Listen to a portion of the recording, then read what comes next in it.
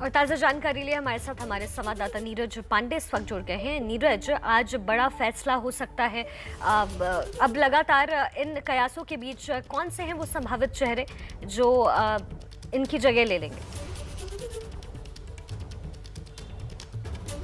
देखिए, सबसे बड़ी बात यह है कि भारतीय जनता पार्टी ने जो गलती की थी 4 महीने पहले, शायद वो गलती अब दोहराएगी नहीं। यानी कि लोकसभा या राज्यसभा के सांसदों में से किसी को मुख्यमंत्री बनाए जाने की संभावना बिल्कुल कम है, क्योंकि अगर आज भी मुख्यमंत्री बनाते तो फिर वही संकट सामने आएगा, यानी 6 महीने बाद फिर चुनाव कराना होगा। ऐसे में क्या तीसरी बार वो मुख्यमंत्री बनते हैं? तो इससे एक बात तो बिल्कुल साफ हो गई है कि भारतीय जनता पार्टी फिलहाल विधायक को ही मुख्यमंत्री बनाएगी, यानी कि जो विधानसभा से चुनकर आया हुआ जो इनका नेता होगा वही विधायक बनेगा, वही मुख्यमंत्री बनेगा। तो एक तो बिल्कुल सब ये तय हो गया कि लोकसभा या राज्यसभा से कोई बनने वाला नहीं। अब उनमें भी कई नाम हैं जिनमें छन छन के आ रहे हैं कि ये भी बन सकते हैं, ये भी बन सकते हैं, ये भी बन सकते हैं। यानी धन सिंह रावत का नाम सबसे ज़्यादा चर्चा में है कि धन सिंह रावत शायद अगले मुख्यमंत्री हो सकते हैं। इसके अलावा भी 2 नाम हैं जिनमें एक सुरेश भट्ट का नाम आ रहा है कि सुरेश भट्ट भी मुख्यमंत्री पद की रेस में है, दूसरा सतपाल महाराज। तो ये 3 जो नाम हैं, इन तीनों नामों पर पार्टी विचार कर रही, कहीं से भी तीन में से किसी एक को मुख्यमंत्री बनाया जा सकता है। अब देखना ये होगा कि पार्टी के विधायक दल में क्या निर्णय होता है, क्योंकि फाइनली जो नेता चुनने का अधिकार होता है वो विधायकों को होता है। जो 3 बजे वो बैठक बुलाई गई है, पहले अभी थोड़ी देर में यानी कि करीब 9:50 पर यहाँ पे पर्यवेक्षक पहुँचेंगे, उनके साथ प्रभारी और सह प्रभारी भी पहुँचेंगे। बीजापुर गेस्ट हाउस में पार्टी के जो कोर कमेटी है, पदाधिकारी हैं, उनकी एक बैठक होगी और उसके बाद 3 बजे भारतीय जनता पार्टी का जो राज्य कार्यालय है वहाँ पर विधायक दल की बैठक बुलाई गई, जहाँ विधायक चुनेंगे कि हमारा नेता कौन होगा। तो ये तो 3 बजे तय होगा कि कौन होगा, लेकिन संभावित यही है कि यही 2-3 चेहरे हैं जिनमें से एक को मुख्यमंत्री बनाया जा सकता है। और इसमें एक जो सबसे महत्वपूर्ण बात यही है कि इस बार पार्टी जो पुरानी गलती थी उसको शायद नहीं दोहराएगी और इस बार वो केवल जो विधानसभा से चुनकर आए सदस्य हैं वही होंगे। एक बात यहाँ बताना ज़रूरी है, मैं शनिवार का किस्सा बताना चाहता हूँ। शनिवार को धन सिंह रावत भारतीय जनता पार्टी के नेशनल कार्यालय दिल्ली में मौजूद थे, जहाँ पे उन्होंने पार्टी के कई वरिष्ठ केंद्रीय नेताओं से मुलाकात की थी, या मुलाकात करने गए थे या उन्हें बुलाया गया था। ये इस बात का अभी ये क्लियर नहीं हो पाया, लेकिन धन सिंह रावत डार्क हॉर्स हो सकते हैं, क्योंकि लास्ट शनिवार में उन्हें भारतीय जनता पार्टी कार्यालय में देखा गया था, पार्टी के पदाधिकारियों से उनकी मुलाकात हुई थी। तो ये एक संभावित है कि शायद वो अगले मुख्यमंत्री उत्तराखंड के हो सकते हैं।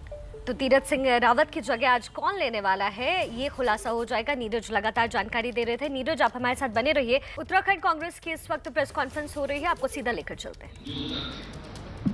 उत्तराखंड की देवभूमि इस देश को हमेशा आध्यात्म, हमेशा संस्कार, हमेशा संस्कृति, हमेशा प्रगति और विकास का पाठ पढ़ाया। उस उत्तराखंड की देवभूमि में सत्ता लोलुपता, राजनीतिक अस्थिरता, सत्ता की मलाई बांटने की होड़, रोज बदलने वाले मुख्यमंत्रियों की कुर्सियां और भारतीय जनता पार्टी के नेतृत्व की विफलता का रोजमर्रा का उदाहरण बनता जा रहा है। 2017 में एक प्रचंड बहुमत के साथ उत्तराखंड के लोगों ने भारतीय जनता पार्टी की सरकार का गठन किया, पर 5 साल में उत्तराखंड की देवभूमि की सेवा करने की बजाय विकास और प्रगति की गाथा। तो उत्तराखंड कांग्रेस की ये प्रेस कॉन्फ्रेंस सुन रहे थे आप, आपको सीधा नीरज के पास लेकर चलते हैं। नीरज, चूंकि इस बार बीजेपी किसी भी गलती के उस पूरे मोड में नहीं होगी, ऐसे में वो कौन से मुख्य बिंदु होंगे जो इस बार चेहरे के चुनाव में अहम रोल अदा करने वाले हैं? जो 2-3 बहुत महत्वपूर्ण किसी भी राज्य के लिए होता है कि एक तो जो नेता हो वो उसका जातीय समीकरण मजबूत हो ताकि अगले चुनाव में उसको फ़ायदा मिल सके। दूसरा ये हो कि पार्टी कैडर में उसकी पकड़ हो, पार्टी के लोगों में उसकी लोकप्रियता हो, ताकि जो है पार्टी के लोग उसे बहुत आसानी से एक्सेप्ट करें। तीसरी जो सबसे बड़ी बात है, मॉस लीडर हो, यानी कि जनता के बीच में भी उतनी ही स्वीकारता हो जितनी पार्टी के अंदर हो। तो ये 3 सबसे प्रमुख कारण होते हैं किसी को भी चुनने के। तो निश्चित रूप में इसमें 2-3 नाम जो सामने छनकर आ रहे हैं, उन नामों पर अगर गौर करें तो लंबे समय तक पार्टी में काम करते रहे, पार्टी के कार्यकर्ताओं के बीच में काम करते रहे, छवि उनकी अच्छी है। तो इसमें ये एक बात तो क्लियर है कि उनको जाति समीकरण भी उनके साथ मजबूत है। तो सतपाल महाराज हो, चाहे धन सिंह रावत हो या अजय भट्ट का जिक्र चल रहा है, तो इन सब की जो अगर पृष्ठभूमि देखें तो संगठन के कोर सदस्य के रूप में इनकी गिनती होती है। तो एक तो मैं धन सिंह रावत और सतपाल महाराज का नाम बहुत ही गंभीरता के साथ लिया जा रहा है, लेकिन अजय भट्ट के नाम पर थोड़ा सा संशय इस बात के लिए है क्योंकि आज जब हम लोग बात कर रहे हैं तो आज जून का महीना है, जुलाई का महीना है। जुलाई से अगर हम आप जोड़ें तो 6 महीने दिसंबर तक हो जाएंगे। तो ऐसे में पार्टी कोई भी ऐसा निर्णय नहीं लेगी कि फिर अगले 6 महीने बाद कोई नया मुख्यमंत्री बदलने की तैयारी हो या राष्ट्रपति शासन जैसी व्यवस्था हो, क्योंकि चुनाव जाके कहीं जनवरी में डिक्लेयर होगा। चुनाव डिक्लेयर होने से पहले ही 6 महीने पूरे हो जाएंगे।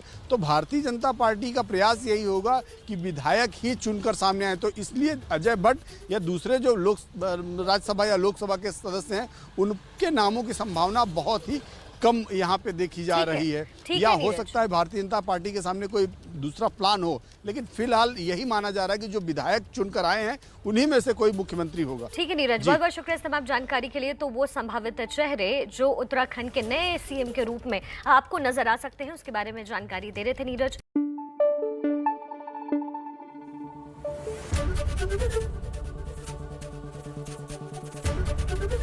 एबीपी न्यूज आपको रखे आगे।